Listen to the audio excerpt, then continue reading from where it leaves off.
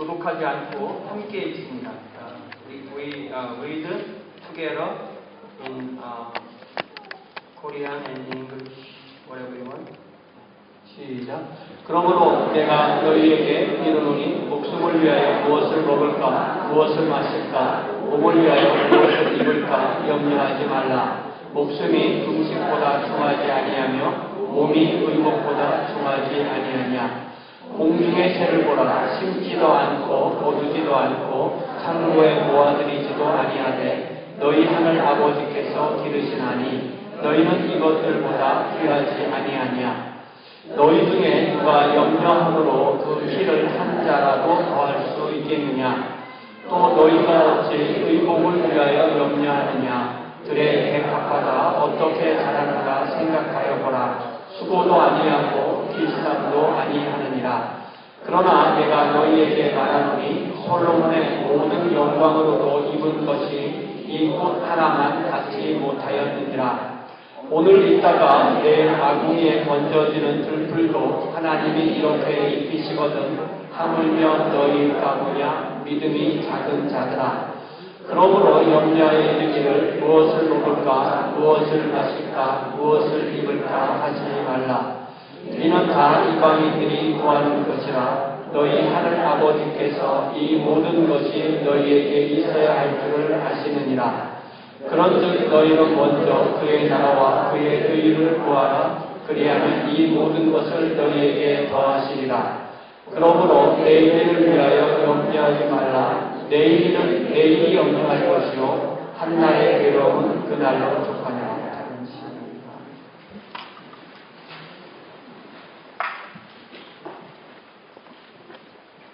2016년 추수감사 주일입니다. 좀 덥죠?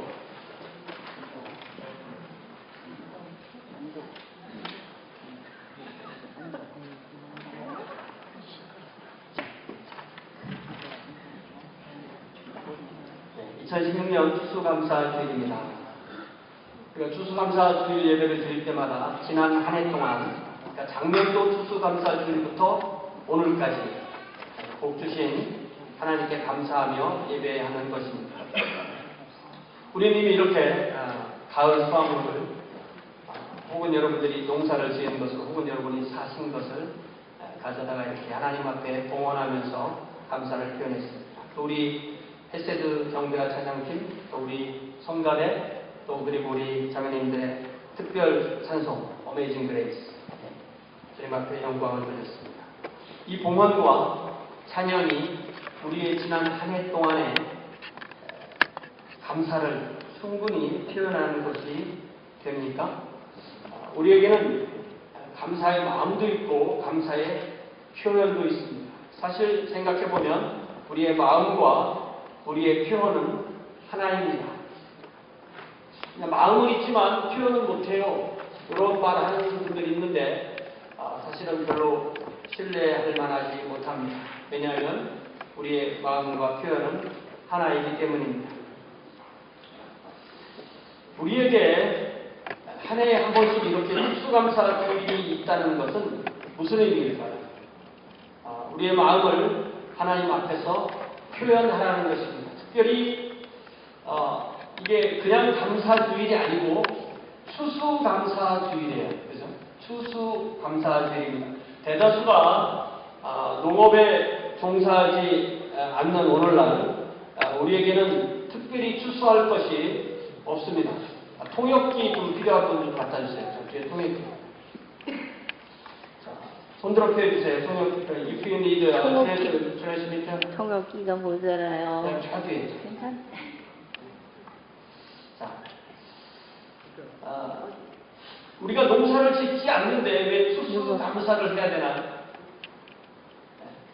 우리 교회에 자기 직업을 농업 이렇게 말하는 분은 아무도 안 계실 거예요.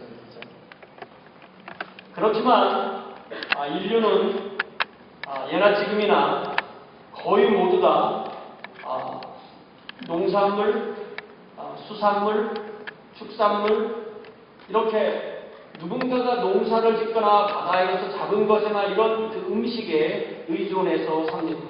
내가 농사하지 않아도 누군가 농사하고 내가 바다에 가서 고기를 잡지 않아도 누군가 고기를 잡아서 제공합니다.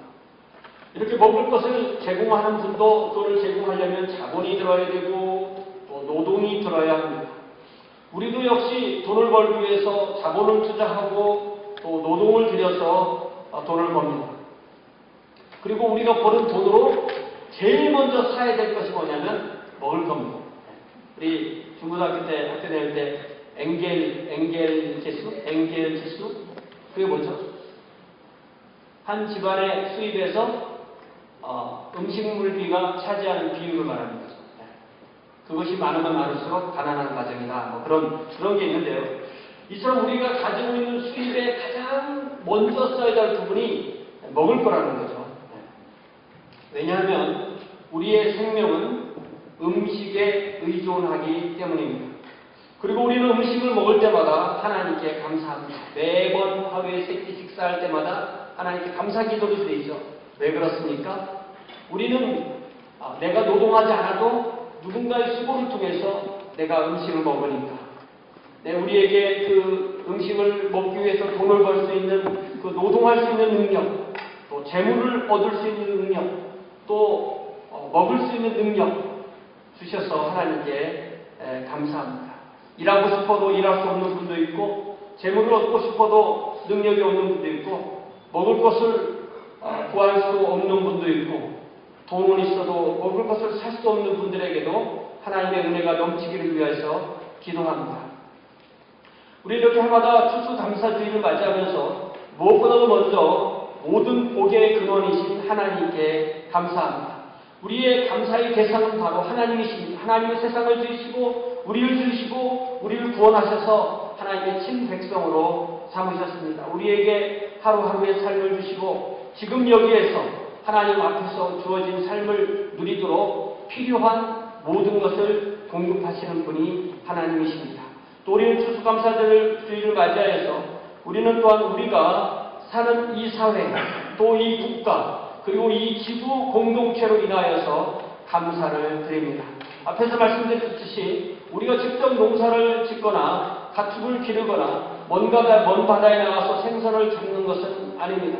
그러나 그 누군가가 그 일을 하고 우리는 우리의 노동을 통해서 얻은 수입으로 그것을 사서 먹고 하루하루를 살아갑니다. 그러므로 우리는 우리가 노동을 할 수 있고 또 재물을 얻을 수 있음에 감사를 드립니다. 어떤 경우에는 일을 하고 싶어도 일자리가 없는 경우도 있습니다. 혹은 일을 열심히 하고도 정당한 임금을 받지 못하는 경우도 있습니다. 돈이 있어도 먹을 것을 살 수 없는 경우가 있고 먹을 것이 있어도 먹지 못하는 경우도 있습니다. 이렇게 보면요, 우리는 다 서로 엮여 있어요. 나 한 사람이 잘했다고 해서 이 모든 복이 나에게 주어지는 것이 아니라는 것을 우리는 압니다. 지난 주일에 우리가 말씀을 나눈 것처럼 우리 삶은 하나의 선물입니다. 선물인 우리 삶은 또한 은혜로 매일을 살아갑니다. 자신이 무엇인가를 잘해서 마땅히 누려야 할 것을 누린다고 생각하는 것은 하나님을 모르는 사람들이나 가질 삶의 태도입니다. 우리 삶 자체가 선물이기 때문에 내가 능력이 있고 일을 할 수 있고 어떤 역할을 할 수 있고 먹고 입고 집에서 잘 수 있는 것, 가족과 함께 사는 것, 또 성도와 함께 지역 공동체에서 또한 함께 구성원으로 살 수 있는 것, 이 모든 것이 감사이고 은혜입니다. 이렇게 보면 감사는 일종의 삶의 잣대입니다. 삶의 척도예요. 그 사람이 얼마나 감사하는 삶을 사느냐가 그 사람이 어떤 사람인가를 드러내는 잣대입니다. 감사하는 자세로 사느냐, 그렇지 않느냐는 참으로 커다란 차이를 만듭니다. 감사하는 삶은 자기 인생의 주인이 자기가 아니고 하나님이고 자신은 선물로서 사는 것임을 고백합니다. 감사하지 않는 삶은 자신의 인생의 주인이 자신인 것처럼 생각합니다. 그래서 잘 되면 내가 이렇게 잘났으니까 잘했지 하고 교만해집니다. 잘못되면 다른 사람에게 원망하고 불평합니다. 한 해도 저물어가는 이 시점에서 오늘 우리에게 이렇게 해마다 11월이면 우리에게 추수감사주의를 주시는 이유는 그만큼 우리의 삶에 주인이 하나님이시기 때문에 우리가 감사하는 것이 중요하다는 의미로 우리에게 이 절기를 주신 줄로 믿습니다. 오늘 마태복음 6장 말씀에서 산상수훈을 통해서 먼저 구할 것, What we have to seek first, 그런 제목으로 말씀을 나누겠습니다. 25절에 보니까 이 말씀이 마태복음 5장, 6장, 7장에서 나온 말씀인데요. 이 말씀을 우리는 전통적으로 산상수훈, 예수님께서 산에서 하신 설교를 모아놓은 것이다. 예수님의 주요 사역이 갈릴리 지역의 가버나움이라는 도시에서 주로 이루어졌는데요. 그 인근에 있던 어떤 산, 그 산 이름 우리가 몰라요. 그렇지만 그 산에서 주로 갈릴리의 주민을 대상으로 하신 설교를 모아놓은 것이 마태복음 5장, 6장, 7장이에요. 여러분 우리가 생각해보면 알겠지만 2000년 전에 그 갈릴리의 그 가버나움 지역의 주민들이라고 할 때는 다들 그분들 대다수가 가난했고 또 하루의 노동에 의지해서 하루를 살아야 되는 그런 땅의 백성이었어요. 그런데 그분들이 예수님의 말씀에 귀를 기울이고 자신들의 생업을 내려놓고 산등성에 모여서 예수님의 말씀에 귀를 기울였다는 것입니다. 예수님은 그분들의 필요에 관심을 가지셨지만 먹고 마시고 입고 자는 것에 관심을 가지셨지만 예수님은 그들이 가지고 있는 필요에만 머물러 계시지는 않으셨습니다.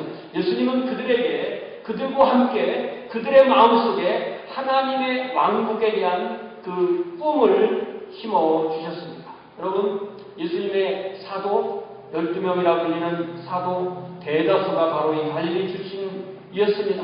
아니 예수님 당신도 갈릴리 사람이셨습니다. 베드로, 안드레, 야고보, 요한 다 어부였습니다. 아마 제일 직업이 그래도 수입이 나은 사람이 세리였을 텐데 이 마태복음을 지은 그 적은 분이 마태인데요. 이분이 세리인데 참 직업은 좋다고 하지만 세리는 그 당대에 가장 최악의 직업이었습니다. 그만큼 욕을 많이 먹는 직업이었죠. 그 갈릴리의 대중에게 25절에 우리 주님께서는 목숨을 위하여 무엇을 먹을까? 무엇을 마실까? 몸을 위하여 무엇을 입을까? 염려하지 말라 이렇게 말합니다. 우리 한국 사람들도 동양권에서도 우리에게 반드시 필요한 그 생필품을 말할 때 보통 의식주 이렇게 얘기해요. 의식주. 그게 왜 식의주가 아니고 의식주일까요? 그러니까 우리 한국 사람들은 입고 먹고 자고요. 근데 제가 생각할 때 중요성으로 따지면 뭐가 중요해요? 먹고 입고 자고죠. 네. 한국 사람들은 아마 동방예의지국답게 못 먹어도 옷은 입어야 된다 이렇게 생각한 것 같습니다. 그러나 저는 먹을 것과 입을 것 중에서 당연히 먹을 것이 중요합니다. 그러나 먹고 나면 당장 활동을 해야 되기 때문에 우리 몸을 보호하고 또 우리 몸을 가리고 또 우리 몸을 치장하고 어떤 사람은 그 옷으로 자기의 신분이나 계급도 표현하는 경우가 있습니다. 그래서 옷이 필요합니다. 그런데도 우리 주님께서는 살기 위해서 무엇을 먹고 마실까, 몸을 보호하고 가리고 치장하기 위해서 무엇을 입을까를 염려하지 말라고 말씀하십니다. 우리 주님께서는 뭐라고 말씀하셨어요? 염려하지 말라고 하셨습니다. 노동하지 말라는 말이 아닙니다. 저축하지 말라는 말도 아닙니다. 기도하지 말라는 말도 아닙니다. 계획을 세우지 말라는 말씀도 아닙니다. 규모 있게 살지 말라는 말씀도 아닙니다. 무엇을 하지 말라고 했어요? 염려하지 말라고 했습니다. 왜 염려하지 말라고 했을까요?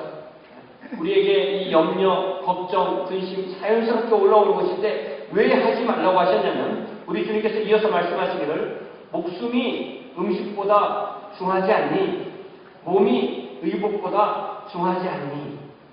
나의 목숨과 내가 먹을 음식 중에서 내 목숨이 내 음식보다 더 중요하다는 말씀을 너무 당연한 말씀이죠.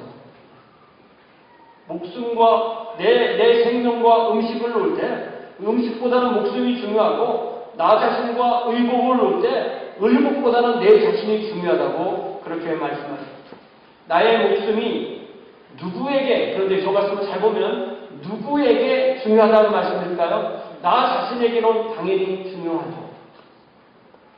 더 나아가서 예를 들자면 부모가 있고 자녀가 있다면 부모가 자녀에게 음식을 공급하고 옷을 공급하고 또 살 곳을 공급한다고 할 때 그 부모의 입장에서 그 자식이 더 중요해요? 자식이 먹을 음식이 더 중요해요? 자식이 더 중요해요? 자식이 입을 옷이 더 중요해요? 이렇게 생각해 볼 수가 있는 거죠.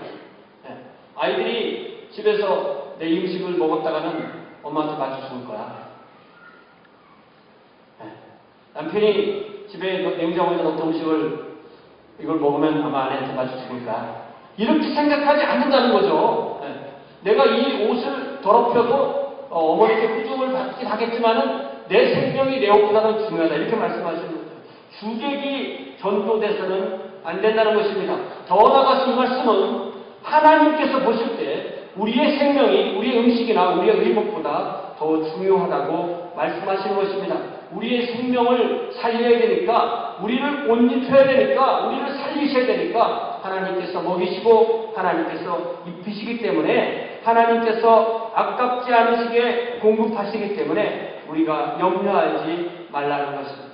그러니까 염려한다는 건 뭐예요? 염려한다는 것은 하나님을 믿지 아니하는 거기 계시고 능력 있으시고 공급하시고 입히시고 채우시는 그 하나님의 능력과 은혜와 일하심에 대한 불신앙이기 때문에 염려하지 말라고 그렇게 말씀하시는 것입니다.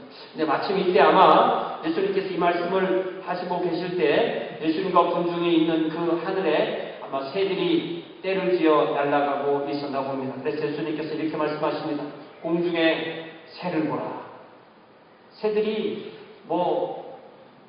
파종하거나 또 추수하거나 또 창고에 저장하지도 않지만 그러나 그 새들을 기르시는 분이 하나님 아버지 아니시니 너희가 이 새들보다 훨씬 더 귀하지 않니?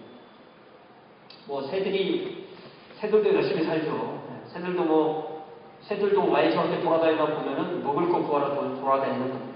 농사를 짓지 않지만 파종도 안 하고 추수도 안 하고 저장도 하지 않지만 새들도 새 나름대로 먹고 사는 법을 배우고 먹고 또 털로 또 몸을 가리고 또 집을 짓고 또 자면서 그렇게 새끼 낳고 사는 게 새들이 그래도 공중의 새도 근본적으로 하늘 아버지께서 기르신다는 것입니다. 하나님 아버지께서 새들도 기르신다는 것입니다. 예수님은 다시 공중의 새와 우리를 비교하여 말씀하십니다. 새들도 중요하지만 새들보다 우리 하나하나는 훨씬 더 중요하다고 말씀하십니다. 그런데 이 말씀에도 잘 보면 너희는 이것들보다 귀하지 아니하냐 이렇게 말씀하셨어요. 새들보다 우리가 당연히 귀하죠. 그러나 누구에게 귀한 존재입니까? 우리는 우리 스스로 하나님께서 우리를 하나님의 형상으로 만드신 하나님의 자녀로 삼아주셨기 때문에 우리 스스로도 하나님 앞에 귀한 존재입니다. 우리는 또한 서로에게 귀한 존재입니다. 우리는 누구보다도 하나님 앞에 귀한 존재에 여기 있습니다. 하나님께서 귀하다고 말씀하셨어요. 우리가 사람을 하나님보다 귀하게 여기는 것이 잘못된 것이지 하나님 앞에서 하나님이 지으신 하나님의 자녀로서의 그 고귀함을 찾는 것은 당연한 것입니다. 우리가 얼마나 귀하냐고요. 우리가 얼마나 귀한 존재냐고요. 하나님께서 우리를 지으시고 우리를 구원하시기 위해서 죄와 사탄의 권력에서 구원하시기 위해서 당신의 아들 예수 그리스도를 투자하시기까지 예수님의 생명을 죄와 사탄의 세력에 내려놓으시기까지 그렇게 예수님께서 우리를 구하시기까지 우리가 하나님 앞에 귀한 존재인 것을 믿습니다. 그렇기 때문에 우리는 그 귀한 생명을 허비할 수가 없는 거죠.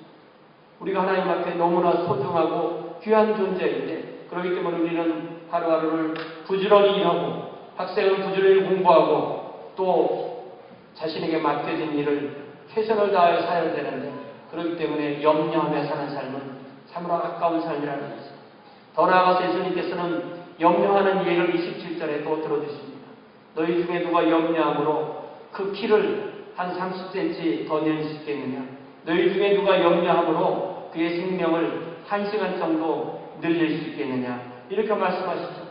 우리가 신장이나 수명에 대해서 염려함으로 더 늘릴 수 있는 것이 아니라는 말씀이죠.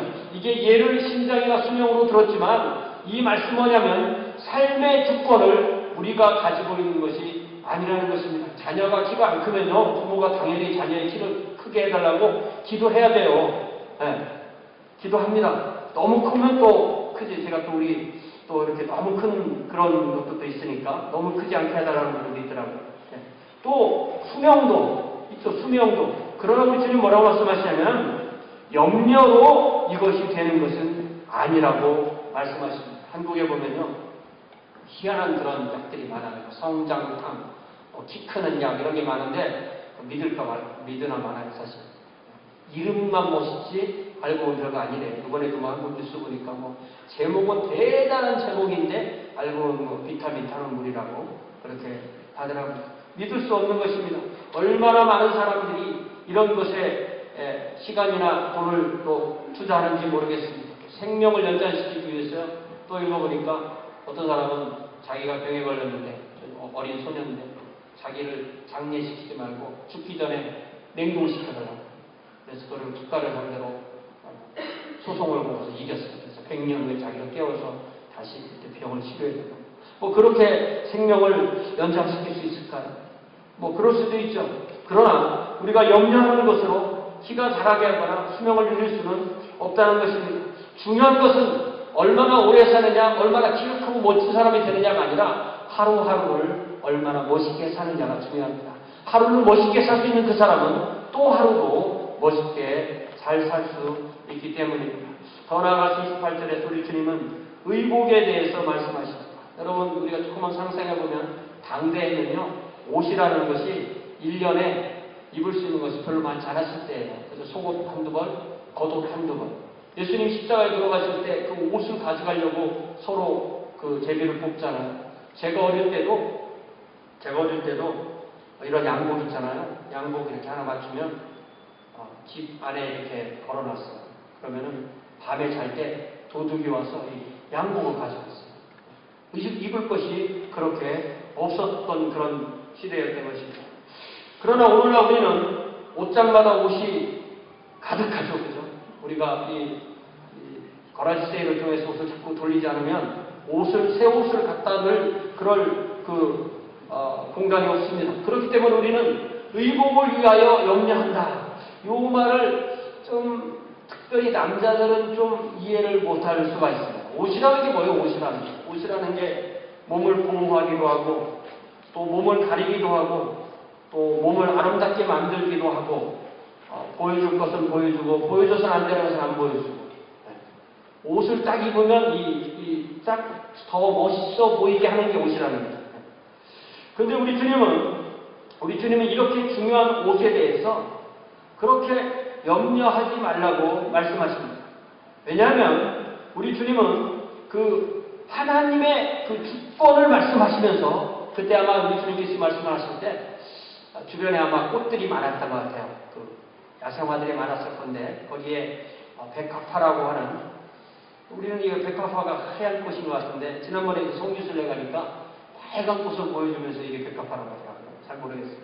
어쨌든 어떤 꽃을 보면서 들의 백합화가 어떻게 자라는지 한번 생각해보라. 그들은 수고도 아니하고 길쌈도 아니한다. 이렇게 말씀하십니다. 들의 백합화가 아름다운 옷을 입기 위해서 인간이 하는 것처럼 그런 수고나 그렇게 옷감을 씻거나 그렇게 하지 않는다는 것입니다. 그럼에도 29절에 보니까 예수님은 그 들의 백합화와 솔로몬이 입은 옷을 비교하십니다. 인간의 역사에서 성경의 역사뿐만 아니라 인간의 역사에서 솔로몬처럼 부한 사람은 없었습니다. 당연히 그가 입은 옷도 가장 화려하고 가장 영광스럽고 가장 값진 것이었을 것입니다. 그런데도 솔로몬이 입은 옷이 들의 백합꽃보다 못하다고 하셨습니다. 갈릴리의 보통 사람들이 입은 옷이나 솔로몬이 입은 옷이나 한 송이 백합꽃과 비교하면 더 아름다운 것이 아니고 더 영광스러운 것이 아니라고 말씀하셨습니다. 그러므로 여러분 주일에 교회 오실 때 아름다운 옷을 입으려고 노력은 하시지만 입을 옷이 없다고 염려하지는 마시기 바랍니다. 아무리 염려해도요, 결국 입을 거 입고 나오게 되어 있습니다. 그러므로 우리는 하나님께서 우리에게 주신 그 아름다운 옷을 입고 싶은 본능, 아름다워지고자 하는 그 본능, 그것을 추구할 권리가 다 있지만, 그러나 염려함으로 우리가 그 본능을 채울 수는 없다는 것입니다. 염려하기보다는 하나님의 주권과 은혜를 믿고 손에 힘을 주시는 대로 열심히 일하고 또한 이웃을 위해서 나누는 것이 하나님 앞에 잘 사는 길입니다. 그래서 30절에서 이렇게 말씀하십니다. 오늘 있다가 내일 아궁이에 던져지는 들풀. 솔로몬의 그 모든 영광으로도 그 입은 것이 들풀의 꽃에 비교할 바가 못 되지만 그 들풀은 오늘 있다가 내일 아궁이에 던져질 수 있는 운명이다. 그런데 그 들풀을 하나님께서 가장 아름다운 영광으로 입히신다. 그렇다면 너희들도 들풀보다 훨씬 고귀한 존재인 너희들도 하나님께서 아름다운 것으로 입히지 않겠느냐? 믿음이 적은 자들아, 믿음이 작은 자들아, 이렇게 말씀하십니다. 염려하는 것은 하나님을 신뢰하지 못하는 태도라는 말씀입니다. 하나님의 존재, 하나님의 사랑, 하나님의 은혜, 하나님의 능력을 신뢰하지 못한다는 것입니다. 왜 우리 주님께서는 그 갈릴리의 대중들 앞에서 그리고 저와 여러분에게 믿음이 작은 자들이라고 하셨습니다.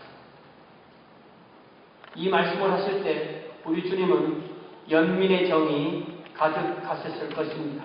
그리고 우리에게도 같은 마음으로 우리가 먹을 것, 입을 것, 우리가 어떤 이유로 무엇이라도 염려하고 불평한다면 그것에 사로잡힌 우리의 모습을 보시고 왜 염려하느냐? 믿음이 작은 자들아. 그렇게 부드러운 음성으로 책망하지 않으실까요? 그래서 우리 주님께서는 31절에 그러므로 염려하여 이르기를 우리가 무엇을 먹을까? 무엇을 마실까? 무엇을 입을까? 그뿐만 아니라 우리가 하는 모든 염려를 염려하지 말라고 말씀하십니다. 단지 우리의 음식과 의복에 관한 것뿐만 아니라 우리가 가지고 있는 그 모든 염려를, 우리가 가지고 있는 모든 필요에 대한 염려를 염려하지 말라고 말씀하십니다. 왜 그렇습니까? 그것을 염려하는 것, 32절에 보니까 그것을 염려하는 것은 이방인이 구하고 염려하는 것이라고 말씀하십니다. 여러분, 이방인이 누굽니까? 이방인이 누굽니까? 이교도가 누구입니까? 하나님을 모르는 사람, 예수님을 구주와 주님으로 고백하지 않는 사람들입니다. 그들의 기도는 먹을 것과 입을 것, 곧 자신들의 필요에 국한되어 있다는 것입니다. 이 말씀을 조금만 더 생각해 본다면, 우리의 기도가 우리의 필요에만 국한되어 있다면 저와 여러분도 살아계신 하나님, 홀로 유일하신 하나님이신 우리 아버지 하나님을 섬기면서도 그 하나님을 이방인처럼 섬길 수도 있다는 것입니다. 실제로는 이방인이나 이교도와 다른 것이 없다는 것입니다. 우리의 구하는 것, 우리의 삶의 목표, 우리의 하나님 앞에 바라는 그것이 내가 하고 싶었던 나의 목표, 나의 필요, 나의 번영, 나의 꿈에 국한되어 있다면 우리는 하나님을 예배한다고 말하지만, 하나님께 기도한다고 말하지만, 하나님께 예물을 드리고 있다고 하지만 사실은 우리가 하나님을 우상 섬기듯이 섬긴다는 결론에 도달하게 되는 것입니다. 하나님께 나아가 예배하면서 동시에 무당을 찾는 사람도 있더라고요. 그런 뉴스 보죠. 이 사람이 교회 다닐 때하고 무당한테 간 데가 같은 시기야. 우리가 그런 사람을 참된 신자라고 부를 수 있을까요? 그러나 더 나아가서 우리가 실제로는 무당을 찾거나 점을 치지는 않지만 하나님께 자신의 필요와 복과 번영만을 위해서 엎드린다면 우리가 이방인과 이교도에게 비교하여서 무엇이 다를 것이 있냐는 말씀입니다.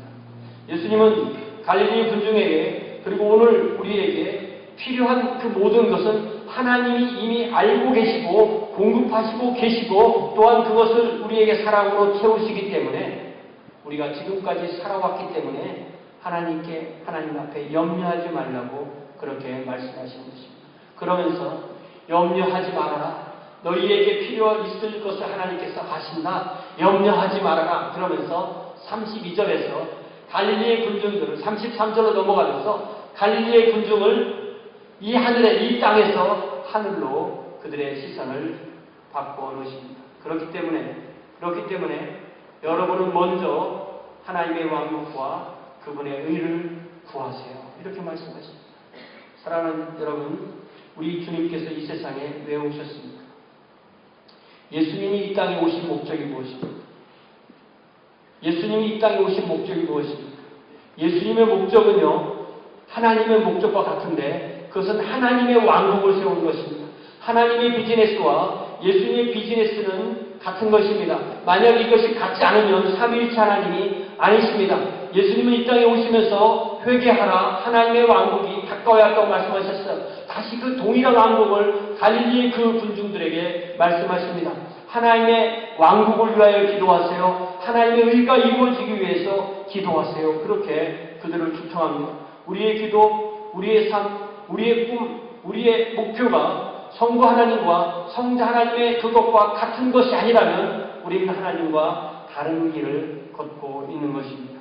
우리가 가지고 있는 꿈과 목표와 우리들의 모든 에너지가 예수님께서 꿈꾸셨던 그것, 성부 하나님 예수님을 보내시면서 이루시게 하셨던 그것과 같은 것이 되게 하라고 우리 주님께서는 그렇게 기도하라고 말씀하십니다. 조금만 우리가 생각해보면요, 이 33절을 조금만 생각해보면 이 말씀은 저와 여러분에게 충격으로 다가오는 말씀입니다. 이 말씀을 하신 그 대상들을 생각해보면 충격이에요. 그 갈릴리 사람들, 우리가 조금만 상상하면 알 수 있듯이 하루 벌어서 하루 먹고 사는 그런 사람들이나 정말 농업이나 어업에 의지해서 하루하루 살아가는 그 사람들에게 여러분들이 먹고 마시고 입을 것은 하나님께서 채워주시니까 그것에 대한 염려는 그만두고 이제 나와 함께 하나님의 왕국을 세웁시다. 이제 나와 함께 하나님의 정의가 이 땅에 이루어지게 합시다라고 우리 주님은 그들을 주님의 사업에, 주님의 꿈에, 주님의 삶의 목표에 초청하셨던 것입니다. 충격이 아닙니까? 그들을 하나님께서 주님을 보내셔서 하나님의 왕국에 초청하시고 그들을 하나님의 왕국의 백성으로 삼으셨다면 우리는 아닙니까? 우리는 하나님의 왕국에 초청되지 않았습니까? 우리는 하나님의 왕국의 백성이 아닙니까? 우리는 왜 염려하며 우리는 왜 하나님을 모르는 사람처럼 살아야 합니까? 사랑하는 성도 여러분, 저와 여러분이 지금 어떤 형편과 처지에 있든지 그것을 불문하고 주님께서는 저와 여러분을 하나님의 왕국이 이 땅에 이루어지고 하나님의 정의가 이 땅에 실현되는 것에 동참하라고 저와 여러분을 초청하고 계십니다. 우리가 이렇게 하나님의 동참할 때 하나님께서는 우리의 필요한 것을 채운다고 약속하십니다. 우리가 이렇게 하나님 앞에 다시 한번 내년도 수수감사주의를 맞이하여서 다시 한번 하나님 앞에 내가 지난 한 해 동안에 하나님의 왕국을 위해서 내 인생을 어떻게 사용하였는가, 하나님의 꿈을 위해서 내 인생을 어떻게 사용하였는가 돌아보아야 할 것입니다. 이제 마지막에 34절에 보니까 우리 주님은 염려는 내려놓고 주님과 동행하라고 말씀하십니다. 더 나아가서 매일은 하루하루는 그날에 맞는 삶의 무게가 있기 때문에 내일의 무게까지 이미 가져다가 어깨에 얹지 말라고 말씀하십니다. 내일의 염려는 내일한테 하라고 말씀하십니다. 이게 한국 번역이 옛날에 이렇지 않았는데요. 영어 번역과 똑같이 내일 일은 내일한테 염려하라고 해. 오늘 삶의 무게는 오늘 지면 돼. 그런데 오늘의 그 삶의 문제가 내일 변하지 않고 내일도 그대로 있고 더 나빠질 수도 있어요. 그렇지만 오늘 질 무게는 오늘 지고 내일 질 무게는 내일 지라고 하죠. 안희심 여사가 노래하였듯이 내일은 남 몰라요. 하루하루 살아요. 이렇게 사는 것이 주님의 자녀의 삶인 줄 믿습니다. 우리는 생각해보면요, 내가 뭐가 좀 나아지면, 형편이 좀 나아지면, 좀 더 수입이 있어지면, 좀 더 여유가 있어지면, 이 조건이 채워지면, 어떤 상황이 되면 그때부터 좀 잘 살아야지. 그때부터 좀 감사하며 살아야 되지. 그때부터 좀 도우며 살지, 그때부터 좀 베풀며 살지, 이렇게 하면서 살아온 날이 5년, 10년, 20년, 30년 되는 경우가 많다는 거죠.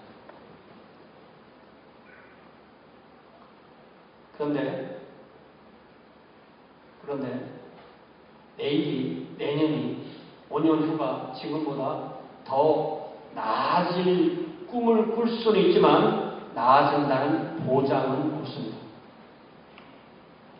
그렇죠? 그러면 지금까지 못하고 언제 할 거예요? 지금 하지 않으면 사실 우리는 속고 있는 것이고 인생을 허비하는 경우입니다. 그러면 우리는 어떻게 범사에 감사할 수 있습니까? 범사에 감사한다는 것은 내 상황에 따라서 감사한다는 것이 아니라 하나님의 주권을 믿고 하나님의 선하신 의도를 믿기 때문에 하나님께서 나와 함께 하시기 때문에 어떤 상황에서도 무조건적으로 감사할 수 있다는 것입니다. 우리의 이해를 초월해서 하나님의 선하신 의도와 능력을 믿으며 하나님과 동행하며 하나님의 사업에 동참할 때 우리는 하루하루 주님 앞에 감사하는 주의 자녀로서의 삶을 살 수가 있습니다. 2017년도 추수감사 주일을 다시 드릴 때까지 새로운 이 한 해 동안 우리가 주님 앞에 늘 감사하는 귀한 주의 자녀로서 삶을 살 수 있기를 주님의 이름으로 부탁을 드립니다. 함께 기도하겠습니다. 사랑하는 아버지 하나님, 벌써